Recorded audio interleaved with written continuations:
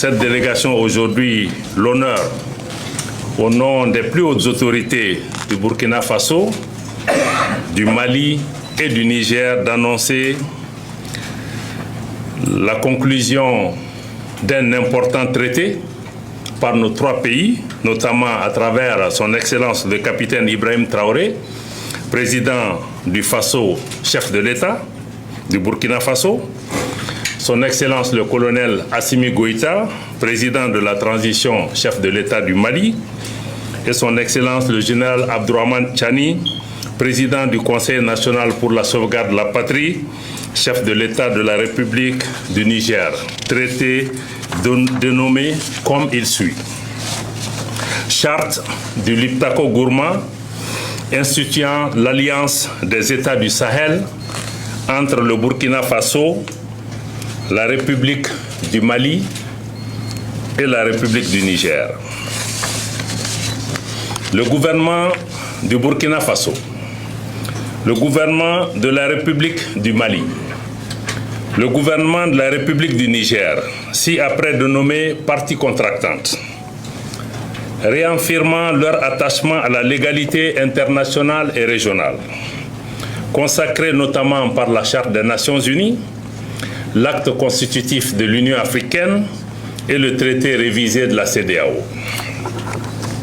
Convaincus de la nécessité de poursuivre les luttes héroïques menées par les peuples et les pays africains pour l'indépendance politique, la dignité humaine et l'émancipation économique.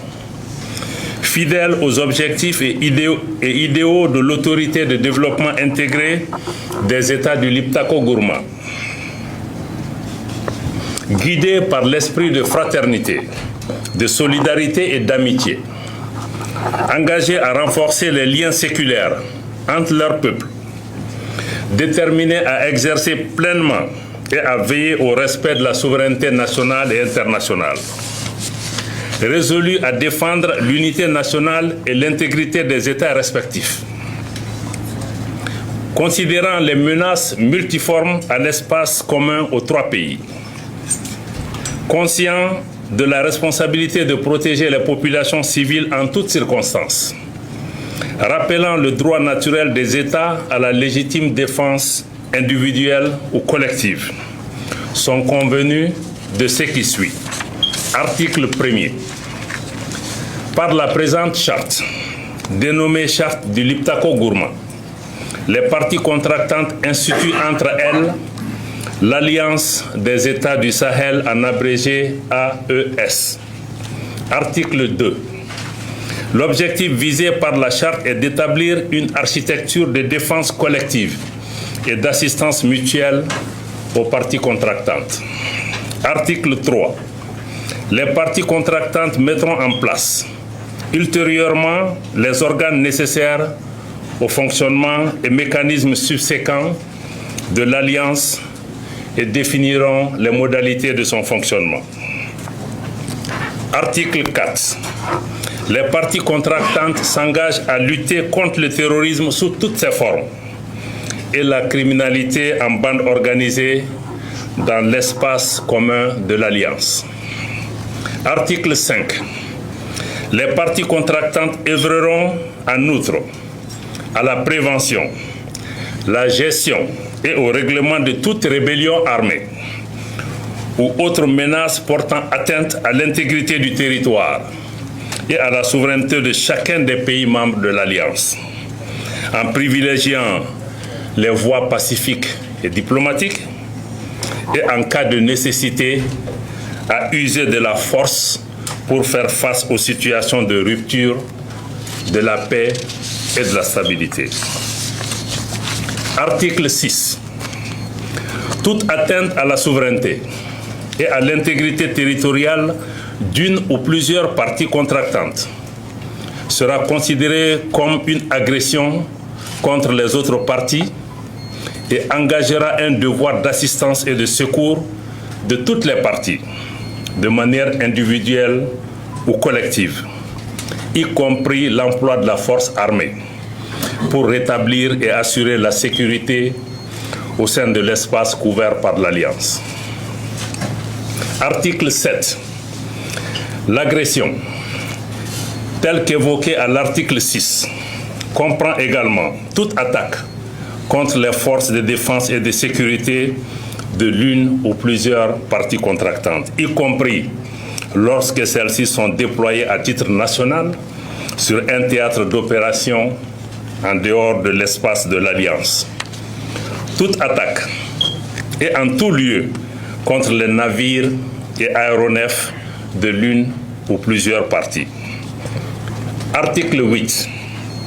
Les parties s'engagent à ne pas recourir entre elles à la menace, à l'emploi de la force ou à l'agression, soit contre l'intégrité territoriale ou l'indépendance politique d'une partie. À ne pas faire de blocus des ports, des routes, des côtes ou des infrastructures stratégiques d'une partie par les forces armées. Ne pas, à partir d'un territoire mis à la disposition par une partie, perpétrer des attaques ou des agressions contre une autre partie ou des États tiers. Ne pas, à partir du territoire d'une partie, permettre à des groupes armés, des forces armées irrégulières ou des mercenaires perpétrer des attaques contre un pays du champ. Article 9. Les décisions de l'Alliance sont prises à l'unanimité des États partis. Article 10. Le financement de l'Alliance est assuré par les contributions des États partis. Très important. Article 11. La présente charte peut être ouverte à tout autre État partageant les mêmes réalités géographiques, politiques, socio-culturelles qui acceptent les objectifs de l'Alliance. La demande d'adhésion est acceptée à l'unanimité des États partis. Article 12. Toute proposition de modification de la présente charte est soumise à l'acceptation unanime des États partis. La demande de modification doit être notifiée aux autres États partis par la voie diplomatique, moyennant un préavis de 3 mois. Article 13. Tout différend né de l'interprétation ou de l'application de la présente charte est réglé par la voie diplomatique.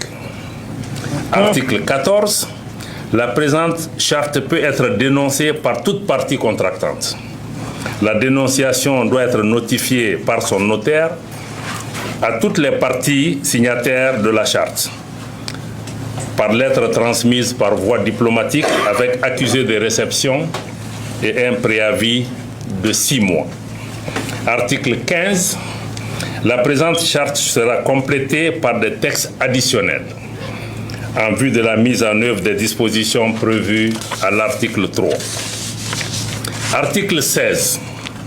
Les parties acceptent les termes de la présente charte qui entre en vigueur dès sa signature par toutes les parties. Article 17. La République du Mali, désignée dépositaire de la présente charte, transmet les copies certifiées aux autres États partis. Le dépositaire reçoit et soumet à la décision unanime des États partis toute nouvelle demande d'adhésion à l'Alliance, conformément aux dispositions prévues à l'article 11 de la présente charte. Fait ce jour, 16 septembre 2023, signé pour le Burkina Faso, le président de la transition, chef de l'État, le capitaine Ibrahim Traoré. Pour la République du Mali, le président de la transition, chef de l'État, le colonel Assimi Goïta.